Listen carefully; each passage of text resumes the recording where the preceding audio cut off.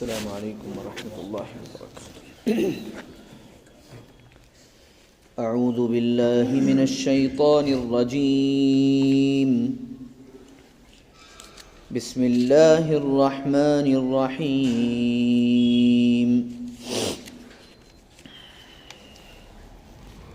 وَأَنكِحُوا الْأَيَامَ مِنكُمْ وَالصَّالِحِينَ مِنْ عِبَادِكُمْ وَإِمَائِكُمْ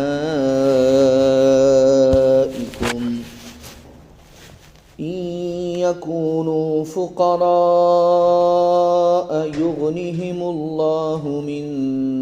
فَضْلِهِ وَاللَّهُ وَاسِعٌ عَلِيمٌ۔ وَلْيَسْتَعْفِفِ الَّذِينَ لَا يَجِدُونَ نِكَاحًا حَتَّى يُغْنِيَهُمُ اللَّهُ مِنْ فَضْلِهِ،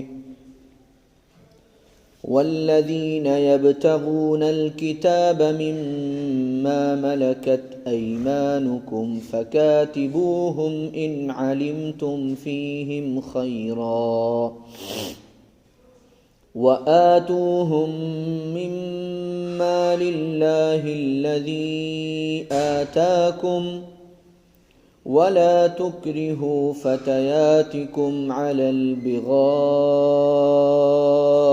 إِنْ أَرَدْنَ تَحَصُّنًا لِتَبْتَغُوا عَرَضَ الْحَيَاةِ الدُّنْيَا، وَمَنْ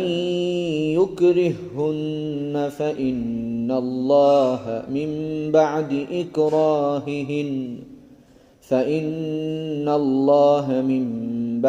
إِكْرَاهِهِنَّ غَفُورٌ رَحِيمٌ۔ وَلَقَدْ أَنزَلْنَا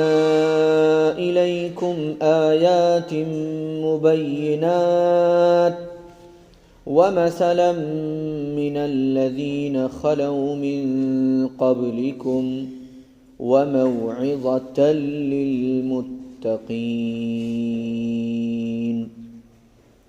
صدق اللہ العلی العظیم۔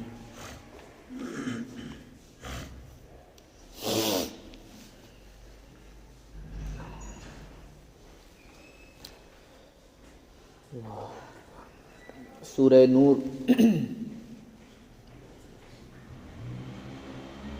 کی مختلف آیات کا درس الحمدللہ جاری ہے۔ گزشتہ حاضری کے موقع پر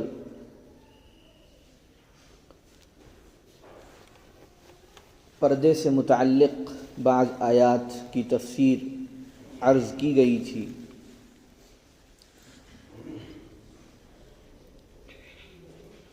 سورہ نور کے آغاز میں زنا کی سزا کا تذکرہ ہے، اس کے بعد ایک واقعے کا تذکرہ ہے جس میں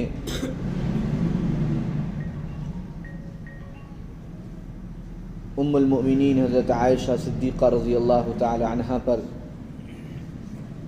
منافقین کی طرف سے تہمت لگائی گئی، تو اللہ کی طرف سے حضرت عائشہ کی براءت اور پاکیزگی کا اعلان ہوا۔ اس کے بعد گھر میں کیسے داخل ہوں اس کا تذکرہ ہے۔ اس کے بعد نگاہوں کو نیچی رکھنے کا حکم ہے۔ یہ ایک پوری ترتیب ہے۔ زنا ایک انجام ہے اور اس سے پہلے اس کے بہت سے اسباب ہیں۔ اللہ تعالیٰ نے اس گناہ کی سزا کا تذکرہ کرنے کے بعد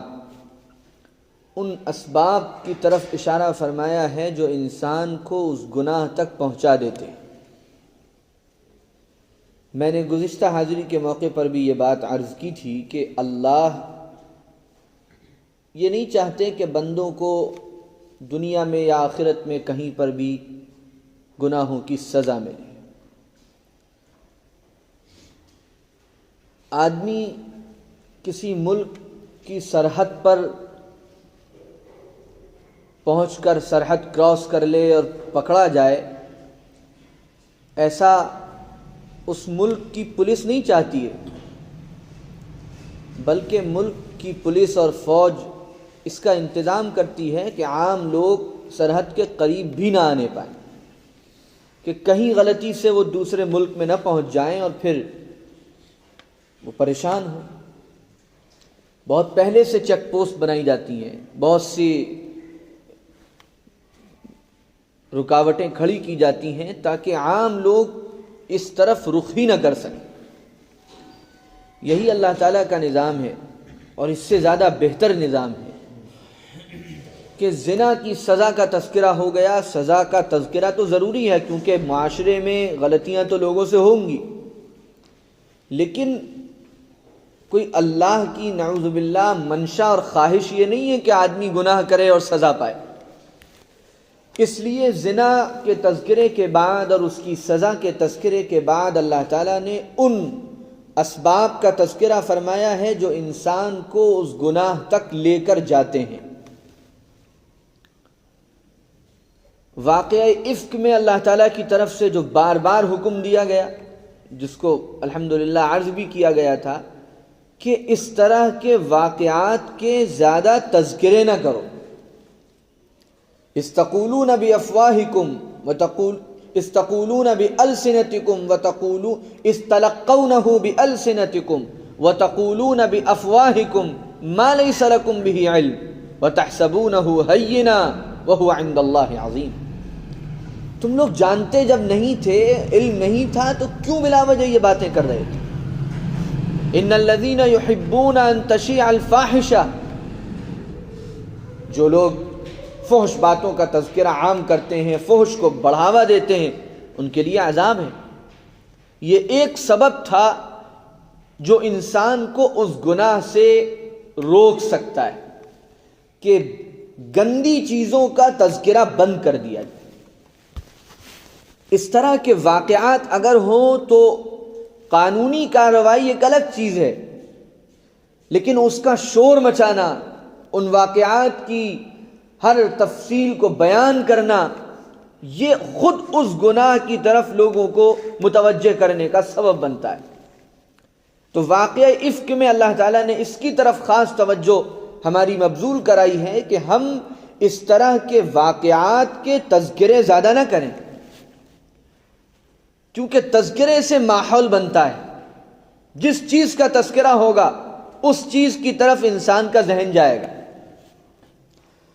اس کے بعد اللہ تعالیٰ نے اگلی آیات میں یہ سلیقہ سکھایا ہے کہ کسی کے گھر میں کس طرح داخل ہونا چاہیے۔ یہ بھی ایک بہت بڑا ذریعہ ہے بے حیائی کے عام ہونے کا، کہ انسان کی عادت اگر گھروں میں اجازت لے کر جانے کی نہیں ہوگی اور بے دھڑک کسی کے بھی گھر میں جانے کا اس کا مزاج ہوگا، تو بہت امکانات ہیں کہ ایسے مواقع پیش آ جائیں جس میں سخت بے پردگی ایک دوسرے کی ہو جائے، اور اس وقت میں انسان کسی کے گھر میں داخل ہو جائے جس وقت میں اس کو نہیں داخل ہونا چاہیے تھا۔ تو یہ جو بے حجابی ہے اور یہ جو لوگوں کا ایک دوسرے کے گھروں میں بے دھڑک بغیر اجازت آنا جانا ہے، اس سے بھی معاشرے میں بعض مرتبہ وہ خرابیاں پیش آتی ہیں جن کا تصور بھی مشکل ہے۔ اس لیے شریعت اسلامی کا یہ حسن ہے کہ اس نے ان چھوٹی چھوٹی باتوں کو بھی خاص موضوع بنایا ہے کہ گھر میں داخل ہونے سے پہلے آپ لازمی اجازت لیں، اطلاع دیں، تاکہ کوئی ایسا موقع پیش نہ آ جائے جو کسی کے لیے بھی شرمندگی کا سبب ہو۔ اس کے بعد ایک اہم ترین سبب زناکاری کے فروغ میں اور ماحول کے بگڑنے میں ایک اہم ترین سبب نظروں کی حفاظت کا نہ ہونا ہے۔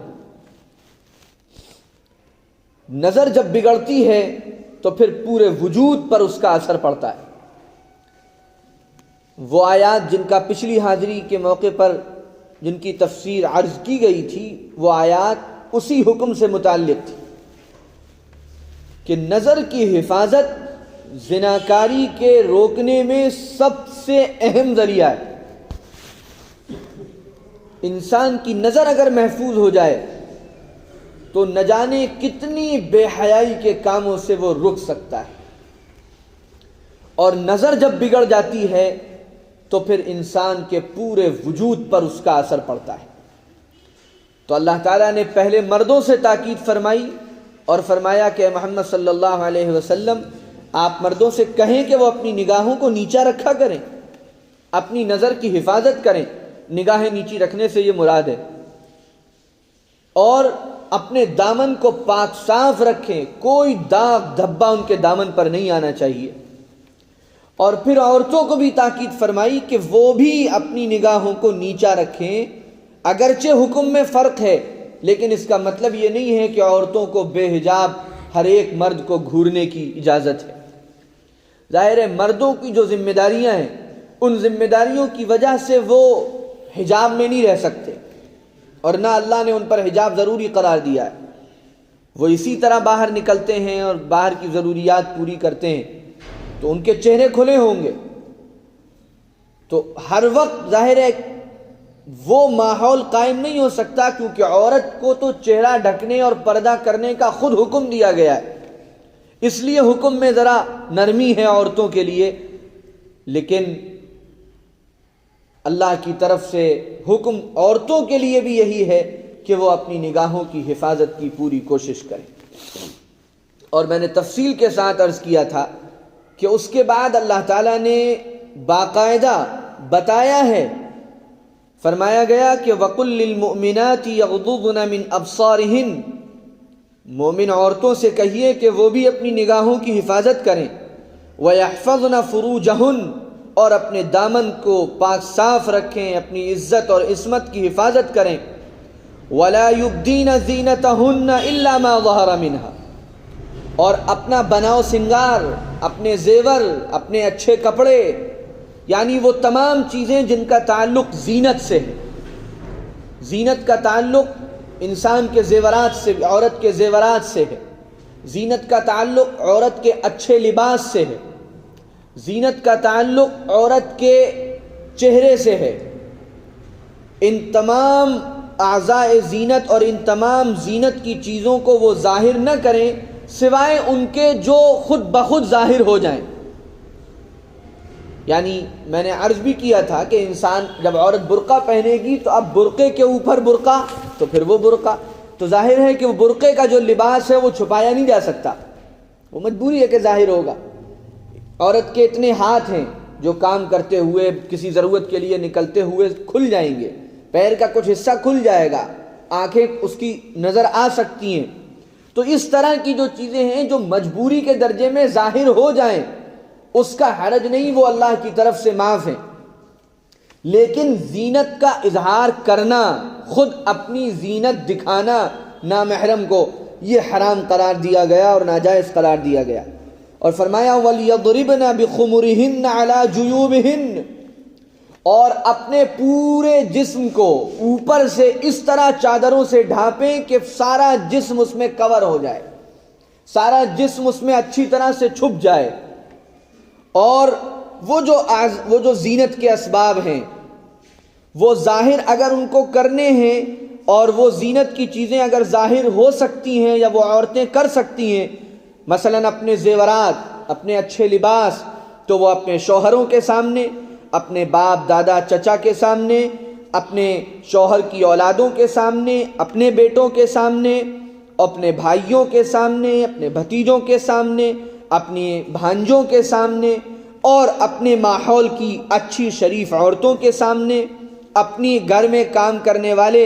ایسی باندیوں کے سامنے، ایسے خادموں کے سامنے جن کے اندر کوئی گندے جذبات نہ ہوں، سالہ سال سے 40-50 سال سے ایک بوڑھے صاحب گھر میں رہتے ہیں، وہ کام کرتے ہیں اور ظاہری طور پر نہ وہ فتنہ پرور ہیں، نہ ان کے اندر کوئی ایسی خرابی ہے، تو اب وہ ظاہر ہے مستقل کام کے لیے گھر میں آتے جاتے ہیں، تو ان کے سامنے اگر کسی وقت وہ پڑ جائے تو اس میں کوئی حرج نہیں. چھوٹے بچوں کے سامنے جو ان مسائل سے واقف نہیں ہوتے، ان کے سامنے ان زینت کے اسباب کو ظاہر کرنے کی عورت کو اجازت دی گئی. پھر فرمایا وَلَا يَضْرِبْنَ بِأَرْجُلِهِنَّ، کہ اپنے پیروں کو بھی وہ زمین پر مار کر نہ چلیں، کیونکہ پیر میں عورت زیور پہنتی ہے، پائل پہنتی ہے، کیونکہ پھر اس کی آواز ہوگی لِيُعْلَمَ مَا يُخْفِينَ مِن زِينَتِهِنَّ، اور لوگوں کو پتہ چل جائے گا کہ اس نے زینت کا کیا سامان پہن رکھا ہے.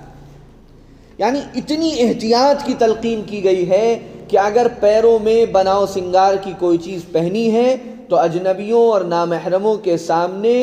اپنے پیروں کو پٹخ کر بھی مت چلو، زور سے رکھ کر بھی مت چلو کہ کہیں اس زیور کی آواز ان نامحرم مردوں کے کانوں میں نہ پڑ جائے.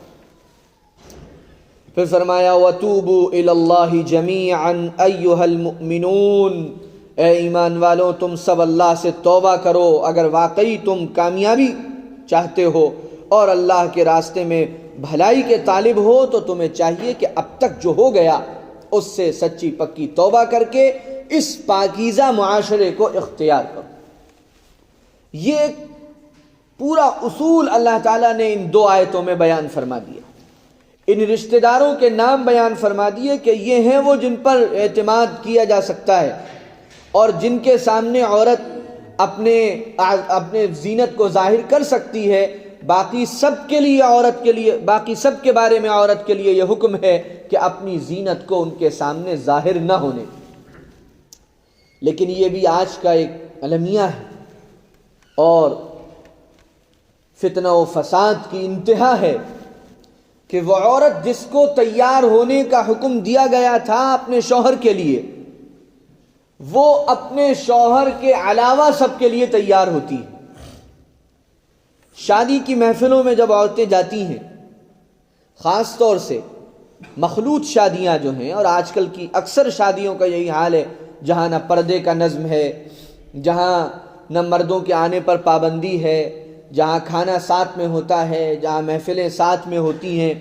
تو وہاں اس کا لحاظ رکھنے والا تو ظاہر ہے کوئی ہوتا ہی نہیں ہے. اور اس کے باوجود عورتیں آخری درجے کی زیب و زینت اختیار کر کے ایسی محفلوں میں شریک ہوتی ہیں. اور اس وقت جو وہ زیب و زینت اختیار کرتی ہیں، اس زیب و زینت کو دیکھنے والے زیادہ تر نامحرم مرد ہوتے ہیں، کیونکہ وہ جس محفل میں گئی ہیں اس محفل میں کوئی پردہ نہیں ہے، اس محفل میں کوئی حجاب نہیں ہے، اس محفل میں بے دھڑک سب آ رہے ہیں اور سب جا رہے ہیں، ساتھ میں کھڑے ہو کے کھانے لے رہے ہیں اور ساتھ میں بیٹھ کے کھانے کھا رہے ہیں، اور تصویریں کھینچی جا رہی ہیں اور سب کچھ ہو رہا ہے. ایسی صورتحال میں کتنی زیادہ اللہ کی لعنت کی مستحق ہوتی ہے وہ عورت جو سینکڑوں نامحرم مردوں کے سامنے اپنی زیب و زینت کا اظہار کرتی پھرتی.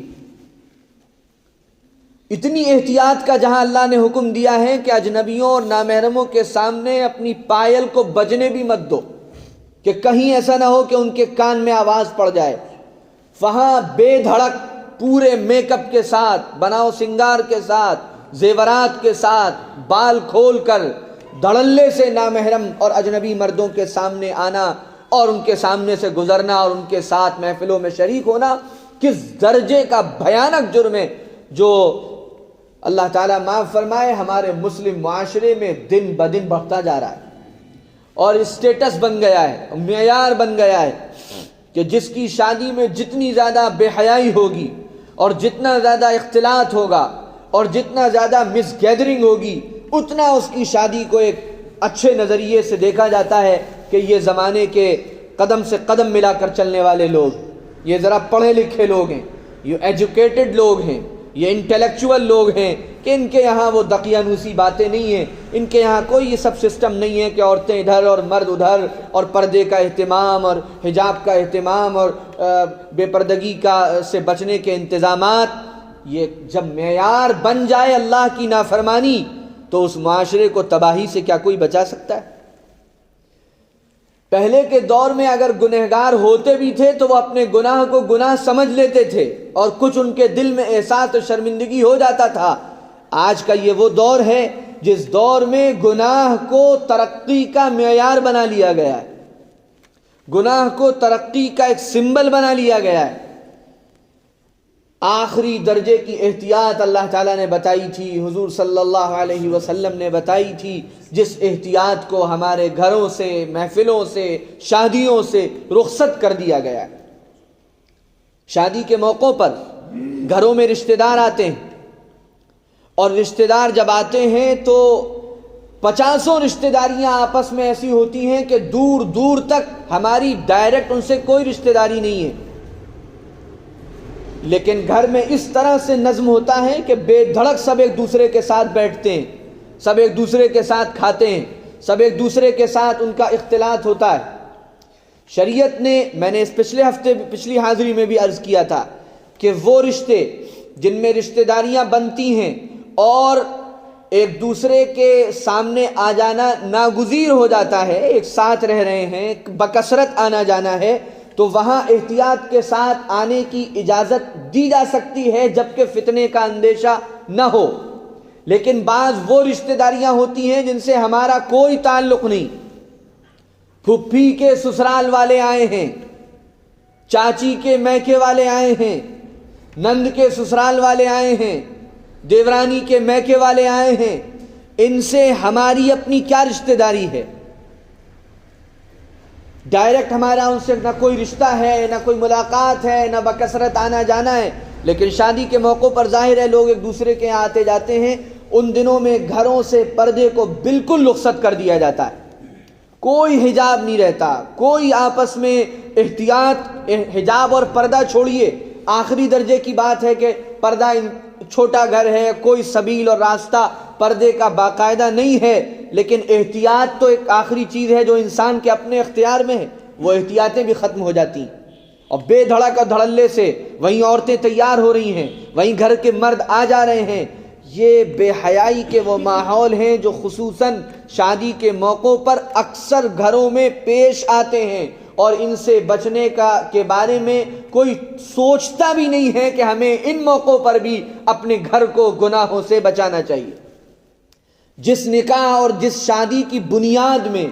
بے حیائی ہوگی، بے پردگی ہوگی، اللہ کے حکموں کو توڑا جائے گا، جس شادی کے سارے فنکشن بے حجابی، بے پردگی اور ایک دوسرے کے ساتھ اختلاط سے بھرے ہوں گے، ہم کیسے تصور کر لیں اور کیسے یہ یقین کر لیں اور کیسے یہ امید لگائیں کہ وہ شادیاں بابرکت ہوں گی، اور ان شادیوں کے نتیجے میں اللہ تعالیٰ جو نسل اور اولاد عطا فرمائے گا وہ اولاد متقی، صالح، پاکیزہ اور برگزیدہ ہوگی۔ یہ ایک عجیب و غریب بات ہے، ہم نے ابتدا ہی میں جو خمیر تیار کیا ہے وہ اللہ کی نافرمانی پر تیار کیا ہے۔ یہ میں ایک پہلو کا تذکرہ کر رہا ہوں، صرف نہ جانے کتنے پہلو ہمارے شادیوں کے ایسے ہیں جن پر سخت توجہ دینے کی ضرورت ہے، جن سے صراحت کے ساتھ اللہ نے منع فرمایا ہے، لیکن آج کے اس دور میں، کمپٹیشن کے اس دور میں، اپنے آپ کو ان گناہوں سے روکنا ہر ایک کے لیے آسان نہیں ہوتا۔ بہرحال یہ وہ اسباب ہیں جن اسباب کے ذریعے انسان کو اس بڑے گناہ سے روکا گیا ہے، یہ وہ سارے اسباب اللہ تعالیٰ ذکر فرما رہے ہیں۔ اس کے بعد ایک اگلا حکم ہے اللہ کا، وہ بھی ایک بہت بڑا ذریعہ ہے ماحول کو بگاڑ سے بچانے کا، اور اس دور میں اس کی طرف بھی توجہ نہ کے برابر۔ فرمایا وَأَنكِحُوا الْأَيَامَ مِنْكُمْ وَالصَّالِحِينَ مِنْ عِبَادِكُمْ وَإِمَائِكُمْ۔ یہ زناکاری کا جو ماحول پھیل رہا ہے، فحش اور عریانیت جو معاشرے میں پھیل رہی ہے، بدکاری اور گندا ماحول جو معاشرے میں عام ہو رہا ہے، اس کے یہ بہت سے ذریعے ہیں، اور ایک اہم ذریعہ یہ ہے اس کو ختم کرنے کا۔ فرمایا گیا، حکم دیا گیا کہ تمہارے درمیان جو بھی بغیر نکاح کے ہیں ان کا نکاح کرو۔ ایامہ کہا جاتا ہے عربی میں ہر اس مرد کو جس کی بیوی نہ ہو، ایم کہا جاتا ہے اس، چاہے پہلا ہی نکاح نہ ہوا ہو یا اس کی بیوی کا اس عمر میں انتقال ہو گیا ہو جس عمر میں نکاح کی خواہشات اور نکاح کے جذبات باقی رہتے ہیں اور وہ بغیر بیوی کے ہو۔ اور ہر اس عورت کو ایمہ کہا جاتا ہے جس کا شوہر نہ ہو یا مطلقہ اور بیوہ ہو یا ابھی تک اس کی شادی نہ ہوئی ہو۔ اللہ تعالیٰ نے وضاحت اور صراحت کے ساتھ حکم دیا ہے کہ جو بغیر نکاح کے ہیں ان کا نکاح کر دو۔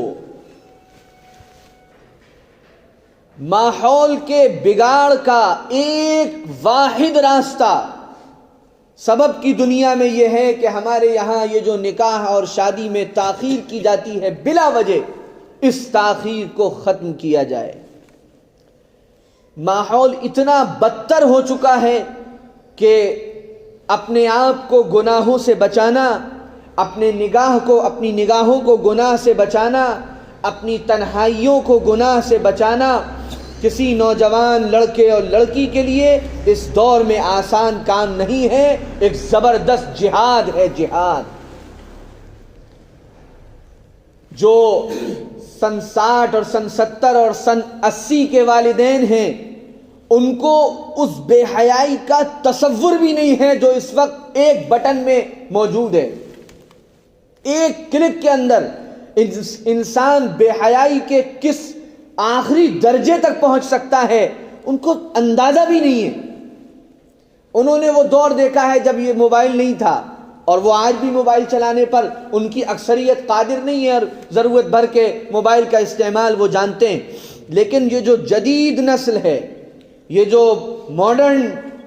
طبقے کے نوجوان ہیں اور لڑکے ہیں اور لڑکیاں ہیں جنہوں نے یہ ٹیکنالوجی کا دور دیکھا ہے، وہ 6 7 7 10 سال کے بچے وہ موبائلوں پر اتنی قدرت رکھتے ہیں جتنا وہ 70 اور 60 سال کے بوڑھے نہیں رکھ پاتے، بلکہ 50 سال کے 40 سال کے جوان بھی اتنا واقف نہیں ہوتے جتنا وہ بچے واقف ہیں۔ اس دور میں جبکہ ہر طرف فحش، ہر طرف عریانیت، ہر طرف بے حیائی، ہر طرف رقص و سرود، ہر طرف گندگی، جس ماحول میں پھیلی ہوئی ہو، اس ماحول میں اگر کوئی یہ سمجھتا ہے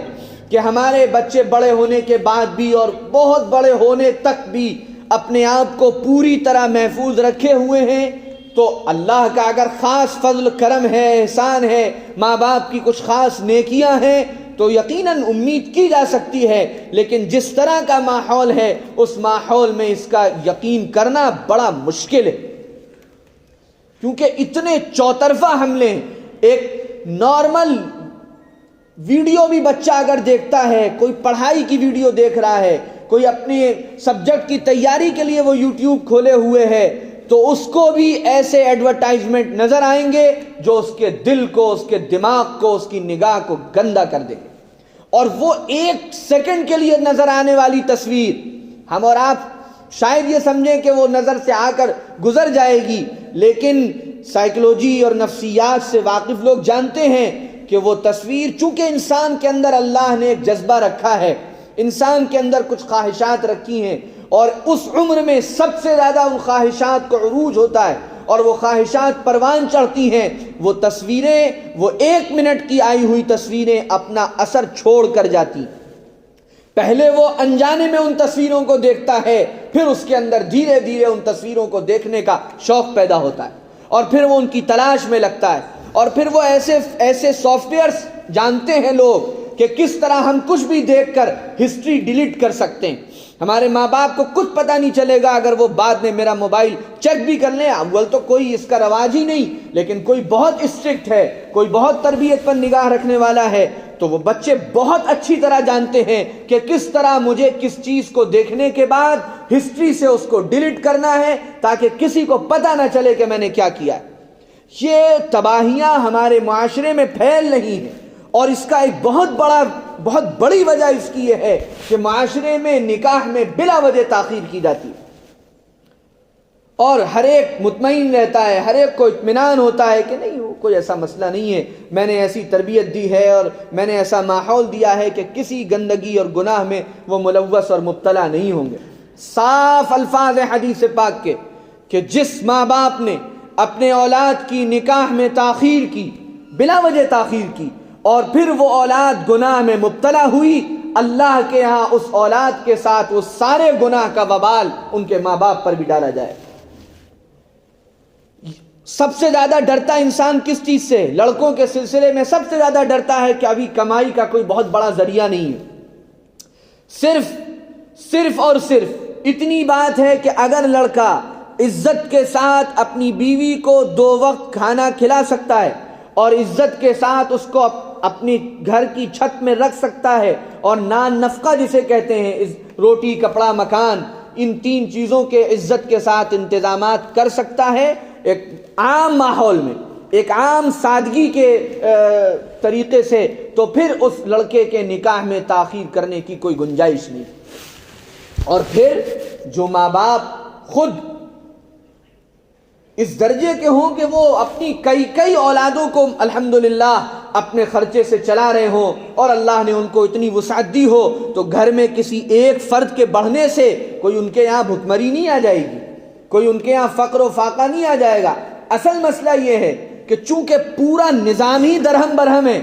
تو آدمی فوراً یہ پریشانی ظاہر کرتا ہے، اور یہ بات ہے بھی کہ لڑکی والے اس وقت تک رضامندی نہیں ہوتے جب تک کہ ان کو یہ معلوم نہ ہو کہ لڑکے کے اپنے کمانے کے کون سے راستے ہیں، اور جب تک اس کی اتنی انکم نہ ہو، اور جب تک اس کا اپنا مکان نہ ہو، اور جب تک اس کے پاس اپنے انتظامات نہ ہو، یہ پورے نظام کے درہم برہم ہونے کی وجہ سے۔ ورنہ اسلام میں نکاح اور شادی، میں نے بار بار عرض کیا، یہ تو کوئی مسئلہ ہی نہیں تھا، بہت آسان سی چیز تھی نکاح اور شادی کا ہونا۔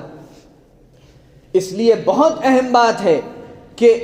ماحول کو ہم سمجھیں کہ کتنا فحش کا ماحول ہے، کتنا عریانیت کا ماحول ہے، کتنا بے حیائی کا ماحول ہے۔ اس ماحول میں مجرد چھوڑے رکھنا اور نکاح کی عمر کو پہنچنے کے بعد سالوں بلا وجہ تاخیر کرنا، اس کا کوئی جواز نہیں ہے، اس کے لیے کوئی ہمارے پاس بہانہ نہیں ہے۔ صاف اللہ کا حکم ہے وَأَنكِحُوا الْأَيَامَ مِنكُمْ، اور اسی لیے یہ سارے شور اور ہنگامے ہیں، اور اسی لیے وہ ساری باتیں ہیں جو آج کل ہم اور آپ سن بھی رہے ہیں۔ قانون بنایا جا رہا ہے کہ کس سال سے پہلے لڑکیوں کی شادی نہیں کی جا سکتی۔ 18 سال میں آپ وزیر اعظم کا انتخاب کر سکتے ہیں، 18 سال میں آپ اپنے شہر کے MLA اور MP کو منتخب کر سکتے ہیں، لیکن اپنے شریک حیات کا انتخاب اب 18 سال میں نہیں کر سکتے۔ یہ دور دجالیت کا دور ہے، شیطانیت کا دور ہے، فتنوں کا دور ہے۔ کوئی راستہ وہ باقی نہیں رکھا جائے گا جس راستے پر چل کر انسان اپنے عقیدوں پر، اپنی تہذیب پر، اپنے ایمان پر، اپنی پاک دامنی پر، اپنی پاکیزگی پر محفوظ رکھ سکے۔ سارے اس کے راستے شیطان وہ اختیار کروائے گا جس کے بعد ایمان پر چلنا مشکل ہو، عقیدوں پر قائم رہنا مشکل ہو، اپنی دامن کی حفاظت مشکل ہو، اپنی عزت کی حفاظت مشکل ہو۔ اور یہی آزمائش کا دور ہوگا کہ کون ان حالات میں بھی جم جاتا ہے، کون ان حالات میں بھی پاکیزگی کے راستے کو اختیار کرتا ہے۔ اللہ کا واضح اور صریح حکم ہے وَأَنكِحُوا الْأَيَامَ مِنكُمْ، تم میں سے جو بھی بغیر نکاح کے ہیں، اے ولیوں، اے بڑوں، تمہاری ذمہ داری ہے تم ان کے نکاح کرو۔ یہاں یہ نہیں کہا کہ وہ خود اپنا نکاح کر لیں، یہ ان کے گارجین کی ذمہ داری، ان کے بڑوں کی ذمہ داری کہ وہ ان کے نکاح وقت پر کروائیں۔ وَأَنكِحُوا الْأَيَامَ مِنكُمْ وَالصَّالِحِينَ مِنْ عِبَادِكُمْ وَإِمَائِكُمْ، اور یہ بات بھی سمجھنے کی ہے کہ نکاح کے بعد کوئی ایسا کام نہیں ہے جو مرد یا عورت کر نہ سکتے ہوں۔ اس کی بے شمار مثالیں، 1 2 4 مثالیں نہیں ہیں، بے شمار مثالیں۔ ہمارے خود فیروز آباد میں اس وقت جو SDM ہیں، وہ ٹونڈلا تحصیل کی SDM ہیں، مسلمان ہیں، ایک خاتون ہیں، انہوں نے اپنے نکاح کے بعد بچوں کے ساتھ باہر ملک میں رہتے ہوئے پتہ نہیں کون سی ڈگریاں حاصل کی، اس کے بعد کتنی بار GRF نکالا، اس کے بعد انہوں نے کمپٹیشن، یہ سول سروسز کا امتحان پاس کیا، ایک امتحان پاس کیا تو رینک کم تھی، SDM بنی رہی، اور ابھی اس سال پھر انہوں نے دوبارہ، 2 بچے ہیں ان کے، دوبارہ انہوں نے امتحان دیا اور دوبارہ سول سروسز کے UPSC کے امتحانات انہوں نے کوالیفائی کر لیے۔ یہ میں ایک پڑھائی کے ضمن میں بتا رہا ہوں۔ علماء کے طبقے میں بے شمار علماء ایسے ہیں جنہوں نے نکاح کے بعد اپنی پوری پڑھائی مکمل کی۔ تو یہ کوئی بہانہ نہیں ہے، بلکہ ایک اعتبار سے ذہنی، قلبی، جسمانی سکون کے لیے اور کنسنٹریٹ کرنے کے لیے نکاح کا عمل ضروری ہے۔ اس سے انسان کو ایک قلبی اور جسمانی تسکین ملتی ہے، اس کا اپنے کام پر کنسنٹریٹ ہوتا ہے۔ ان تمام چیزوں کو جب انسان سامنے رکھے اور پھر اپنے آپ کو اپنی اولاد کو گناہوں سے بچانے کی فکر اس کے اوپر سوار ہو تو پھر وہ چھوٹے چھوٹے بہانے کر کے اپنے بچوں کے نکاح میں تاخیر نہیں کرے گا۔ پھر فرمایا والصالحین من عبادکم و امائکم، کیونکہ یہ وہ دور تھا جس دور میں غلام اور باندیاں بھی ہوتے تھے، تو اللہ تعالیٰ نے حکم دیا، اور غلام اور باندی اپنی مرضی سے ظاہر نکاح نہیں کر سکتے تھے، ان کے مالک ان کے ذمہ دار ہوتے تھے، تو حکم دیا گیا کہ تمہارے غلاموں میں اور باندیوں میں جو اچھے ہیں، یعنی جو نکاح کے بعد ظلم و زیادتی نہیں کریں گے اور کوئی پریشانی لاحق نہیں ہوگی، ان کے نکاح بھی تم کرواؤ، ان کو بھی تنہا مت چھوڑو۔ ان یکونوا فقراء، اگر اس ڈر سے نکاح نہیں کرتے ہو کہ غریب ہیں، نادار ہیں، مفلس ہیں، یغنیہم اللہ من فضلہ، یقین رکھو اللہ اس کی برکت سے ان کو اپنے فضل سے غنی کر دے گا۔ علماء کے یہ اقوال ہیں کہ جو اس آیت پر یقین کے ساتھ، اللہ پر توکل کے ساتھ، اتنا رزق اس کے پاس ہے کہ بس 2 وقت کی روٹی اور کپڑا مکان عزت کے ساتھ وہ اپنی بیوی کو دے سکتا ہے، باقی بہت زیادہ وسعت اور فراخی نہیں ہے، وہ گناہ سے بچنے کے لیے اللہ پر بھروسہ کر کے نکاح کرے، اللہ تعالیٰ اس کی برکت سے اس کے رزق میں برکت عطا فرمائیں گے۔ اور ایسے بہت سے تجربے، ایسے بہت سے واقعات ہیں کہ اللہ تعالیٰ نے برکتیں آنکھوں سے دکھائی ہیں۔ جس وقت نکاح ہوا اس وقت جاب جس طرح کی تھی، بڑی معمولی تنخواہ تھی، بس جو میں نے کہا کہ عزت کے ساتھ 2 وقت کی روٹی کا گزارا ہو سکتا تھا، اور نکاح کے بعد ایک دم سے اللہ تعالیٰ نے برکتوں کے دروازے کھول دیے اور آدمی کہاں سے کہاں پہنچ گیا۔ میں خود اپنے خاندان میں کئی ایسے لوگوں سے واقف ہوں بہت اچھی طرح، جن کا جس وقت نکاح ہوا اس وقت ان کی آمدنی بس اتنی تھی کہ وہ عزت کے ساتھ 2 وقت کی روٹی کھا سکتے تھے، لیکن اچانک اللہ تعالیٰ نے شادی کے بعد ان کے لیے ایسے دروازے کھولے، کوئی باہر ملک چلا گیا، کوئی کسی بڑی کمپنی میں پہنچ گیا، کہ اللہ تعالیٰ نے حالات کو بالکل تبدیل کر کے رکھ دیا۔ اللہ کا وعدہ ہے ان یکونوا فقراء یغنیہم اللہ من فضلہ والذین یبتغون الکتاب مما ملکت ایمانکم واللہ واسع علیم، اور اللہ تعالیٰ خوب وسعت دینے والا ہے، اللہ تعالیٰ کو ہر چیز کی خبر ہے۔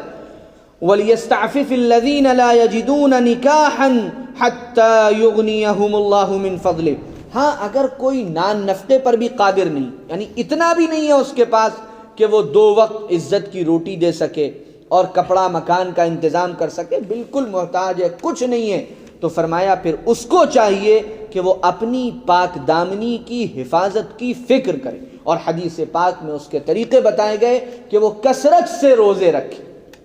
تاکہ اس کے اندر جو وہ نفسانیت ہے اور شہوانیت ہے اس کا زور ٹوٹے، حتیٰ یغنیہم اللہ من فضلہ، یہاں تک کہ اللہ تعالیٰ پھر اس کو کچھ وسعت عطا فرمائے، اتنی وسعت کہ انسان اپنی بیوی کا اور اپنے بچوں کا اور اپنا عزت کے ساتھ رہن سہن کا انتظام کر سکے، پھر اسے نکاح کرنا چاہیے۔ والذین یبتغون الکتاب مما ملکت ایمانکم، جیسا کہ میں نے عرض کیا یہ وہ دور تھا جس دور میں غلام ہوا کرتے تھے، اور ایک بہت طویل سلسلہ تھا، لوگ اسلام پر جو بہت سے اعتراضات کرتے ہیں ان میں سے ایک اعتراض غلاموں کے نظام کو لے کر بھی ہے، حالانکہ جو عربوں کی تاریخ نہیں پڑھتے وہی یہ اعتراض کر سکتے ہیں۔ وہ اسلام نے غلام بنانے کا طریقہ شروع نہیں کیا تھا، وہ تو عربوں میں رائج تھا، اس پورے معاشرے میں صدیوں سے رائج تھا، اسلام نے تو دھیرے دھیرے ایسے فیصلے کیے کہ وہ نظام ٹوٹا۔ اگر ایک دم سے اس کے خلاف بغاوت کی جاتی اور ایک دم سے غلاموں کے نظام کو ختم کیا جاتا تو ایک عجیب و غریب ہنگامہ مچ جاتا، کیونکہ وہ نظام ان کے یہاں اتنا رائج تھا کہ ہر گھر میں غلام تھے اور جنگوں میں باندیاں ہوتی تھیں۔ جیسے اسلام نے یہ حکم دیا، فرمایا کہ تم کسی غلام کا نکاح کرنا چاہتے ہو اور وہ تمہارا غلام ہے، اور پھر وہ غلام تم سے مکاتبت کرے، یہ اسلام نے ایک نظام پیش کیا غلاموں کی آزادی کا۔ مکاتبت یہ ہوتا تھا کہ غلام یہ کہتا تھا کہ میں آپ کو اتنے دنوں میں محنت کر کے اتنے پیسے کما کر دوں گا اور اس کے بعد آپ مجھے آزاد کر دیجیے گا،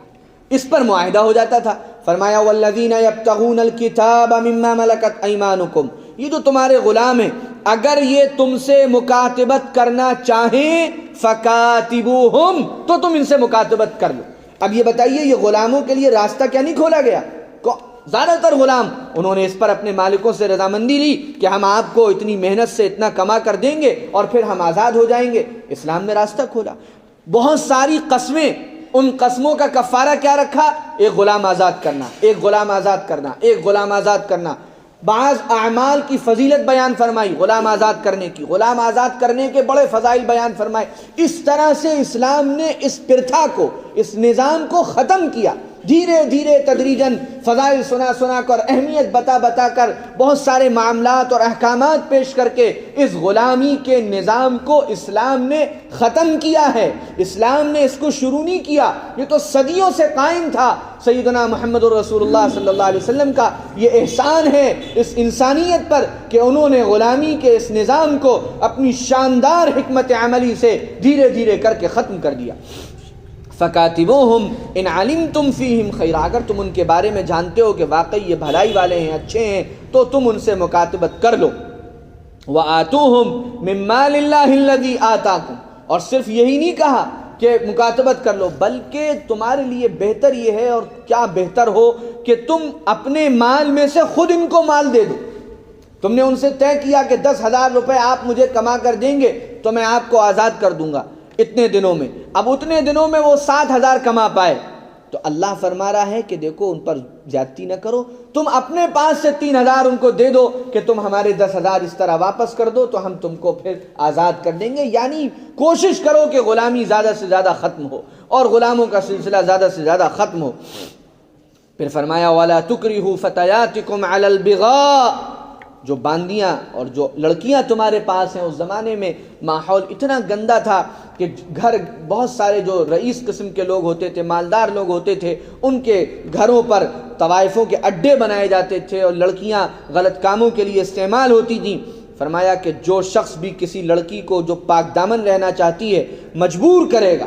گناہ کرنے کے لیے، تو پھر وہ جان لے، صرف دنیا کمانے کے لیے، تھوڑے سے پیسوں کے لیے، تو پھر وہ جان لے کہ جس کو مجبور کیا گیا ہے اس کے لیے تو اللہ تعالیٰ رحمت کا اور مغفرت کا معاملہ فرمائیں گے۔ ظاہر ہے وہ تو پاک دامن رہنا چاہتی، وہ تو اس گناہ سے بچنا چاہتی، تم نے اس کے اوپر زنجیریں مسلط کی ہیں، تم نے اس کو زبردستی اس گناہ کے کام میں لگایا ہے، اس کا سارا گناہ تمہارے سر پڑے گا۔ وَمَن يُكْرِهُنَّ فَإِنَّ اللَّهَ مِن بَعْدِ إِكْرَاهِهِنَّ غَفُورٌ رَحِيمٌ، جو ان لڑکیوں کو مجبور کرے گا تو پھر جان لے کہ مجبوری کے بعد ان لڑکیوں کے ساتھ اللہ کا معاملہ مغفرت کا ہوگا اور رحمت کا ہوگا۔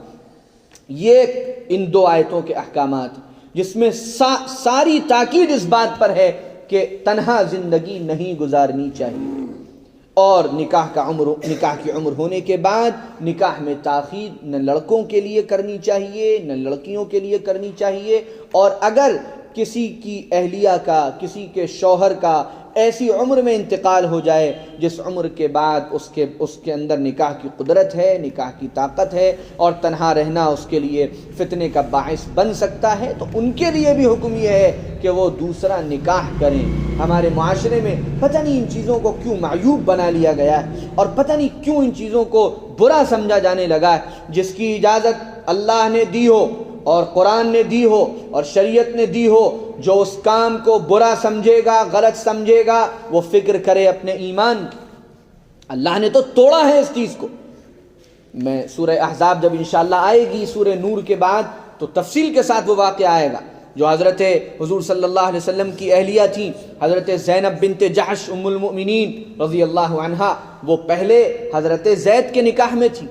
حضور کی پھوپھیزاد بہن تھی وہ، اور حضرت زید حضور کے منہ بولے بیٹے تھے، متبنہ تھے۔ حضور نے ان کا نکاح حضرت زید سے کروایا، لیکن حضرت زید کے ساتھ ان کا نباہ نہیں ہو سکا۔ بڑی کوشش آپ صلی اللہ علیہ وسلم نے کی، لیکن اللہ کے یہاں کچھ اور لکھا ہوا تھا۔ تو حضور نے فرمایا، جب آخر میں حضرت زید نے کہا کہ میں ان کے ساتھ نہیں رہ سکتا، تو حضور نے فرمایا طلاق دے دو۔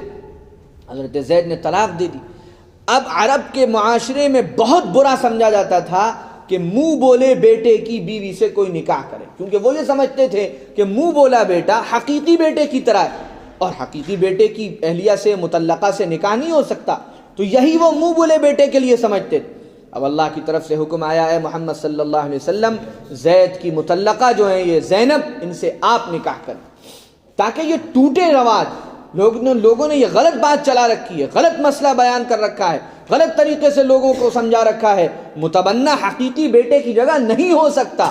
جس کو اللہ نے حقیقی بیٹا بنایا ہے وہی حقیقی بیٹا ہوگا، کسی کو بیٹا بنا لینے سے کوئی حقیقی بیٹا نہیں بن جائے گا۔ اس وجہ سے صرف اس رواج کو توڑوایا اللہ تعالیٰ نے، اور محمد الرسول اللہ صلی اللہ علیہ وسلم نے اپنے منہ بولے بیٹے حضرت زید ابن حارثہ کی مطلقہ حضرت زینب بنت جحش سے نکاح کیا، اور اس کا پورا واقعہ اللہ نے سورہ احزاب میں بیان فرمایا۔ اسی طرح ہمارے معاشرے میں یہ جو چیزیں رائج ہو گئی ہیں، مطلقہ کا نکاح مشکل ہوتا ہے، بیوہ کا نکاح مشکل ہوتا ہے، کسی کی بیوی کا انتقال ہو جائے تو وہ دوسری شادی کرنے میں گھبراتا ہے، اور اس کے بارے میں لوگ عجیب عجیب باتیں کرتے ہیں۔ یہ صریح قرآن اور شریعت اور حدیث کے خلاف باتیں۔ منع کیا گیا ہے شریعت کے اندر کہ انسان کو تنہا زندگی نہیں گزارنی چاہیے، بلکہ انسان کی صرف آدمی اس پہلو پر نہ جائے کہ انسان کی اپنی کچھ خواہشات ہیں، بلکہ ایک زندگی کی تکمیل ہی جب ہوتی ہے جب انسان ایک جوڑے کے ساتھ زندگی گزارتا ہے۔ بہت سے جذبات ہوتے ہیں، بہت سے راز ہوتے ہیں، بہت سے انسان کی وہ باتیں ہوتی ہیں جو انسان کسی اپنے کے ساتھ شیئر کرتا ہے، اور یہ اپنائیت اللہ تعالیٰ نے جو رکھی ہے، یہ مودت اور محبت اور رحمت اور الفت جو رکھی ہے، یہ اللہ نے شوہر اور بیوی میں رکھی ہے، یہ اللہ کی طرف سے بنایا ہوا نظام ہے۔ وَمِنْ آيَاتِهِ أَنْ خَلَقَ لَكُم مِّنْ أَنفُسِكُمْ أَزْوَاجًا لِتَسْكُنُوا إِلَيْهَا۔ اللہ نے فرمایا ہم نے تم کو جوڑا بنایا ہے تاکہ تم ایک دوسرے سے سکون حاصل کرو۔ وَجَعَلَ بَيْنَكُمْ مَوَدَّةً وَرَحْمَةً، اور اللہ نے ان کے درمیان آپس میں مودت رکھی ہے، محبت رکھی ہے، الفت رکھی ہے، ایک دوسرے کا ساتھ دینے کا جذبہ رکھا ہے، ہر حال میں ایک دوسرے کے ساتھ کھڑے ہونے کے پاکیزہ جذبات رکھے ہیں۔ یہ اللہ کی طرف سے بنایا ہوا ایک نظام ہے، اور ایسا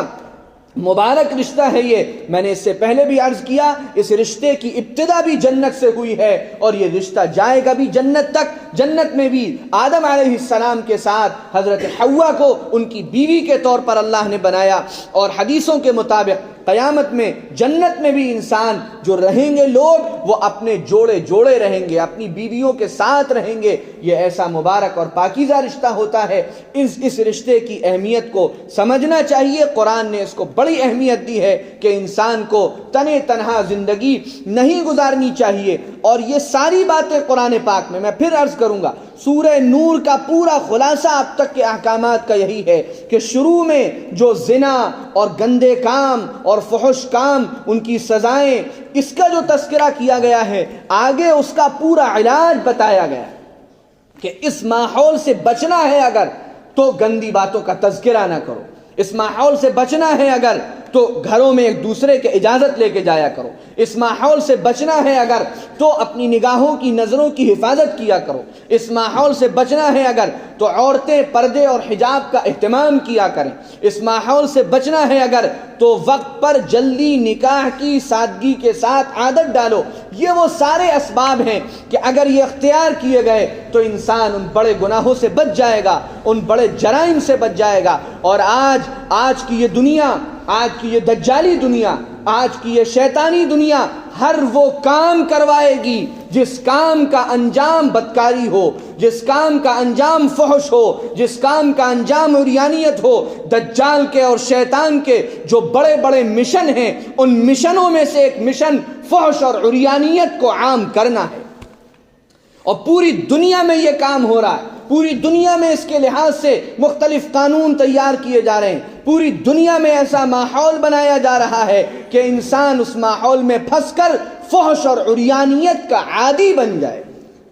رقص و سرود کا عادی بن جائے۔ جن جگہوں کو، جن علاقوں کو ہم مقدس سمجھتے ہیں، اور وہ مقدس ہیں کوئی شک نہیں، شیطانی اور دجالی اسکیمیں اب وہاں پر بھی نافذ کرنے کی کوششیں، اب وہاں پر بھی اس ماحول کو عام کرنے کی کوششیں پوری طاقت کے ساتھ کی جا رہی ہیں۔ اور اب یہ کوئی ڈھکی چھپی باتیں نہیں رہ گئی ہیں، کوئی ایسی چیزیں نہیں ہیں جو لوگوں کو معلوم نہ ہو۔ کیا لوگوں کو نہیں معلوم؟ ابھی پچھلے دنوں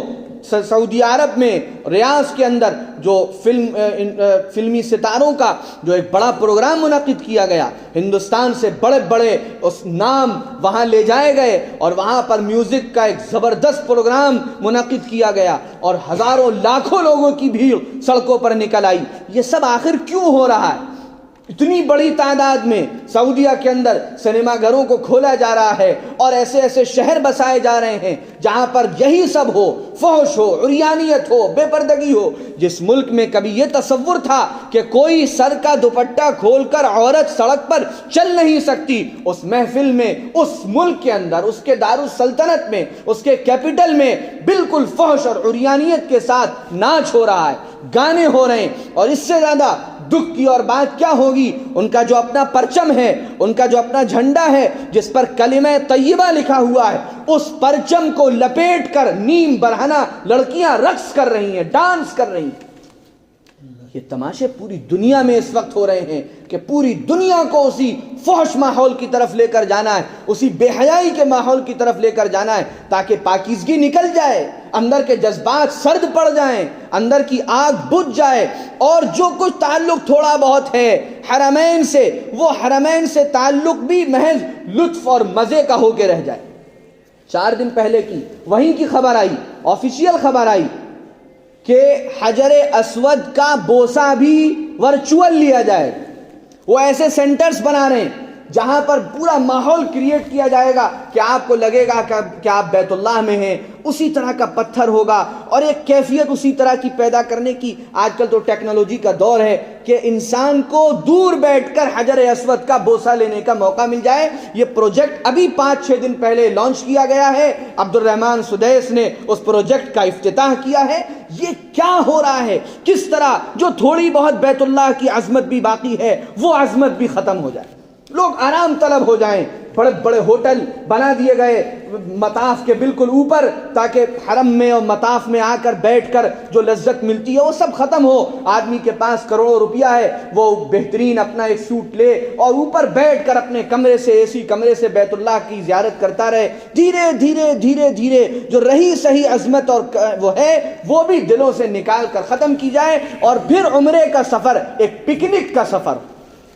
جس میں انسان جائے تو ٹھیک ہے، کبھی طواف بھی کر لیا، کبھی عمرہ بھی کر لیا، اسی میں فلمیں بھی دیکھ لی، اسی میں بڑے بڑے پارکس بھی چلے گئے، اس میں بہترین ہوٹلوں پہ جا کر ڈنر بھی کر لیا۔ جیسے انسان آسٹریلیا جاتا ہے، جیسے انگلینڈ جاتا ہے، جیسے امریکہ جاتا ہے، ایسے ہی وہ ایک عمرے کا سفر بھی ہو جس میں کبھی کبھی کچھ عبادتیں بھی ہو، ورنہ حقیقت میں پورا اسی مادی راستے پر امت کو لے جانے کی فکر ہے۔ ان کا شہزادہ جو اس وقت ان سارے جرائم کا سردار بنا ہوا ہے وہ کھل کر کہہ چکا ہے کہ ہمیں 2025 اور 2030 تک سعودی عرب کو ویسٹرن کنٹریز کے برابر میں لا کر کھڑا کرنا ہے۔ کس چیز میں کھڑا کریں گے؟ بلڈنگوں میں وہ کھڑے کر چکے، روڈ اور سڑک کے مقابلے میں وہ کھڑا کر چکے۔ کوئی ایسی ٹیکنالوجی نہیں ہے اور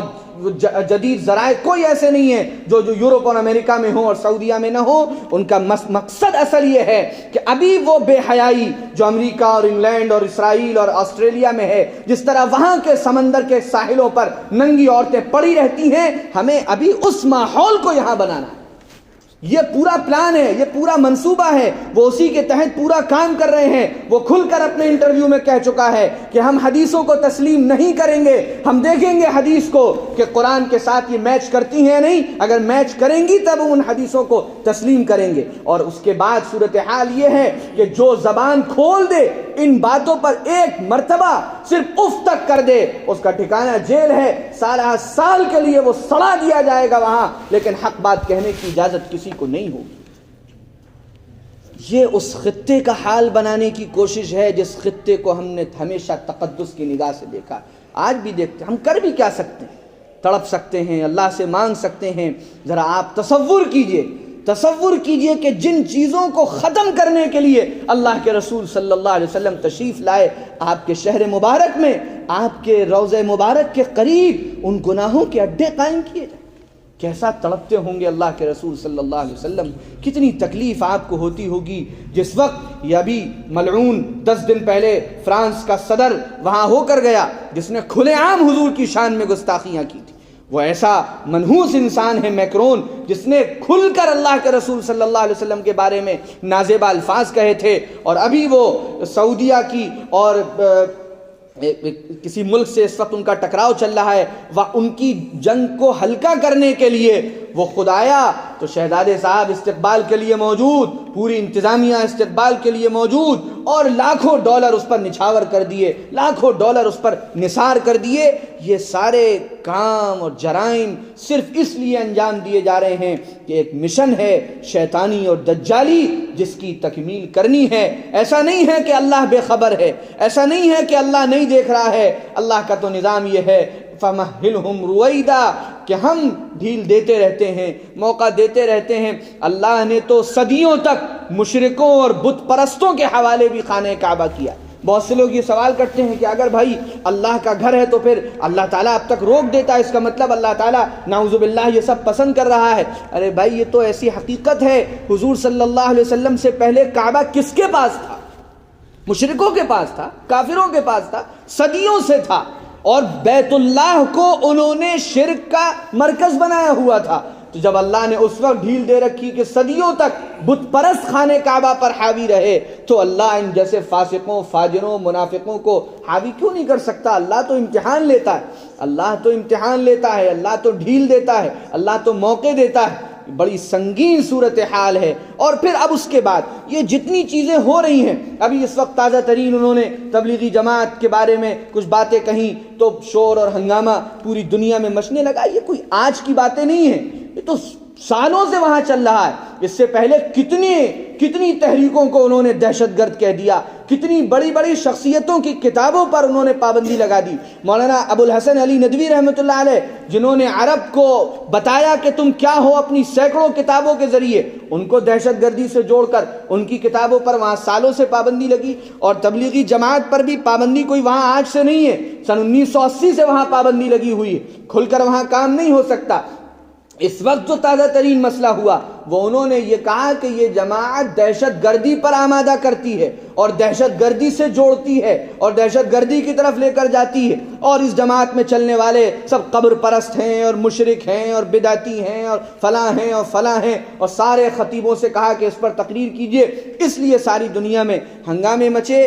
عجیب و غریب صورتحال ہے کہ یہ ساری چیزیں وہاں سالوں سے ہو رہی، فرق دھیرے دھیرے آتا ہے، ایک دم سے بڑی تبدیلیاں نہیں ہوتی۔ یہ تو جو اب ظاہری نظر آنے لگا، یہ تو اب اس لیے کہ اب پانی سر سے اونچا ہو گیا، اور اب نہ کوئی روک سکتا ہے نہ کوئی ٹوک سکتا ہے، اور جو دباؤ بنا بھی سکتے ہیں وہ بھی اپنی زبانیں خاموشی رکھنے میں عافیت سمجھتے ہیں۔ بہرحال یہ عجیب و غریب صورتحال ہے، اور بڑا برا وقت ہے اس وقت انسانیت کے لیے کہ پوری انسانیت کو اسی دجالیت کی طرف، اسی عریانیت کی طرف، اسی فحش کی طرف لے کر جایا جا رہا ہے۔ اللہ تعالیٰ بس اپنے فضل کا، کرم کا معاملہ فرمائے، اور ساری دنیا میں اللہ تعالیٰ حیا کو، شرم کو، پاکیزگی کو عام فرمائے، اور اس طرح کے جو دجل و فریب ہیں اللہ تعالیٰ اپنے فضل و کرم سے ہم سب کا ان سے پیچھا چھڑا دے۔ وآخر دعوانا الحمد للہ رب العالمین۔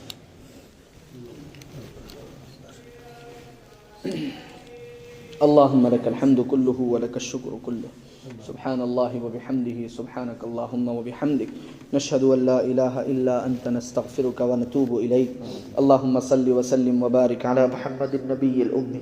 ربنا آتنا في الدنيا حسنة وفي الآخرة حسنة وقنا عذاب النار۔